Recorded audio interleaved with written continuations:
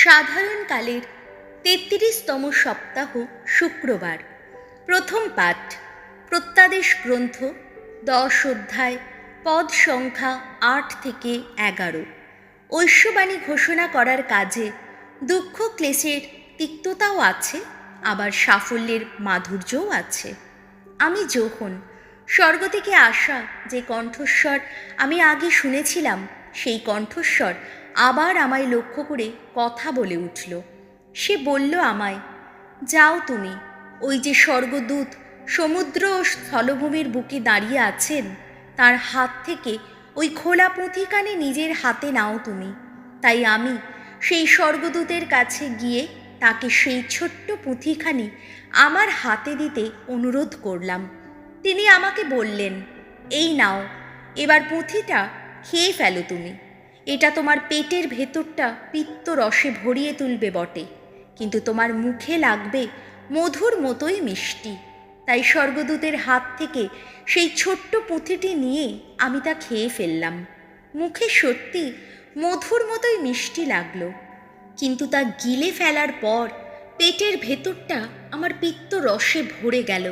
তখন আমাকে বলা হলো, বহু জাতি, দেশ ও ভাষার লোকদের সম্বন্ধে আর বহু রাজার সম্বন্ধেও আবার তোমাকে প্রাবক্তিক বাণী ঘোষণা করতে হবে। প্রভুর বাণী। শাম সঙ্গীত ধুয়ো। আহা, অমৃত মধুর প্রভু তোমার বাণী। ওগো, তোমার নির্দেশ পথে চলাই আমার সুখ। শত সম্পদ লাভের চেয়েও এই সুখ সুগভীর। তোমার ওই যত নির্দেশের কথা ভাবতে ভাবতে কত আনন্দ পাই আমি। সেই নির্দেশ বাণী থেকে পাই কত না সুমন্ত্রণা। ধুয়ো। আহা, অমৃত মধুর প্রভু তোমার বাণী। হাজার হাজার সোনা ও রূপোর টাকার চেয়ে তোমার শোনানো বিধান বচন আমার কাছে তো অনেক মূল্যবান।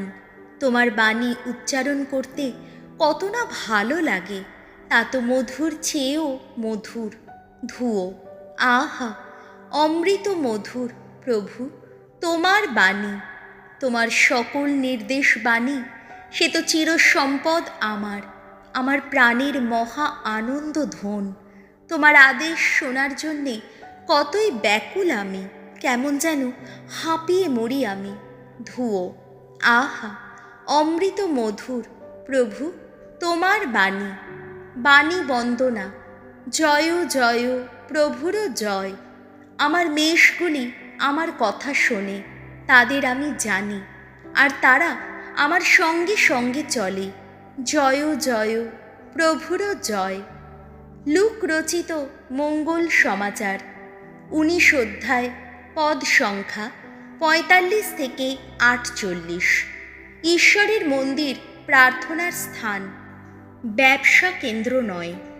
যিশু একদিন জেরুজালেমের মন্দিরে প্রবেশ করে সেখানকার যত ব্যাপারীকে তাড়াতে শুরু করলেন।